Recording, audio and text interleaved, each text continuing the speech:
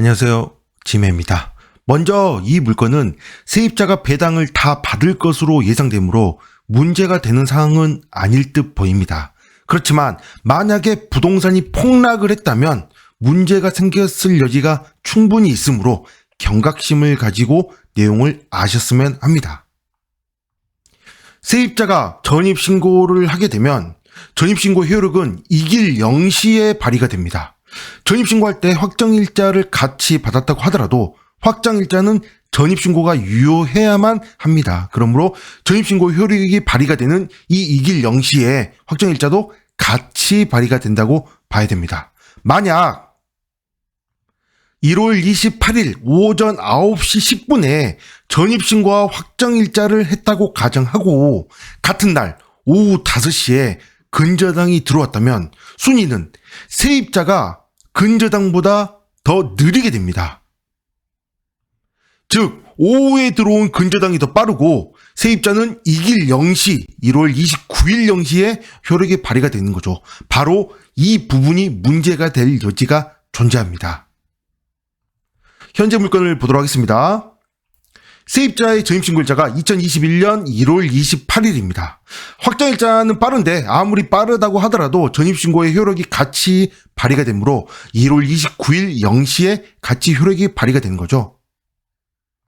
그런데 소유권 이전을 하면서 신소유자는 여기서 장난을 칩니다. 매매와 같은 날 근저당을 설정을 하게 되는데요. 2021년 1월 28일 날 소유권 이전 매매를 하면서 바로 근저당 설정을 하면서 세입자의 전입신고, 즉 잔금까지 같이 치르게 됩니다. 그러므로 세입자의 전입신고의 효력은 2021년 1월 29일 0시가 발휘가 되어서 순위가 근저당보다 후순위가 되는 거죠. 아까 말씀드렸듯이 근저당이 있는지 없는지 등기부로 확인을 하고 그리고 잔금을 치르면서 전입신고를 했다고 하더라도 선순위가 아닌 후순위가 되어서 대항력을 상실하게 되는 상황입니다.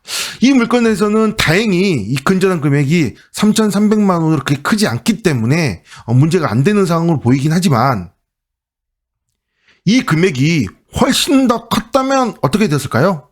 세입자는 대항력이 없으므로 배당 순서가 늦기 때문에 엄청난 손해를 보고 나가야 되는 상황이 되었을 수 있다는 거죠.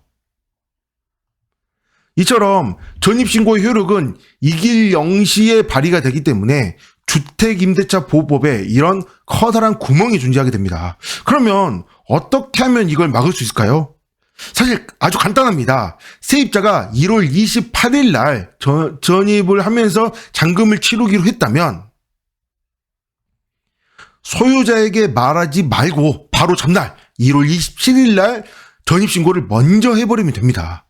계약서에 날짜가 1월 28일이라고 써있다고 하더라도 문제가 되지는 않습니다. 전입신고를 충분히 할 수 있습니다. 그렇게 만약에 미리 전입신고를 했는데 이 근저당이 들어오려고 전입세도 연락내고 확인했더니 미리 전입되어 있는 전입자가 있다. 이걸 가지고 소유자가 뭐라고 할 수 있을까요?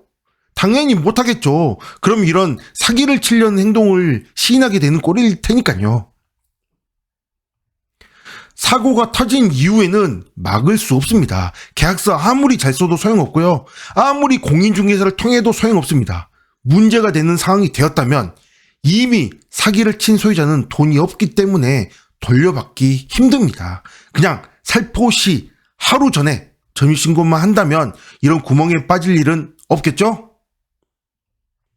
미리 알고 전세 사기에 당하지 않도록 합시다. 네, 여기까지 하겠습니다. 감사합니다.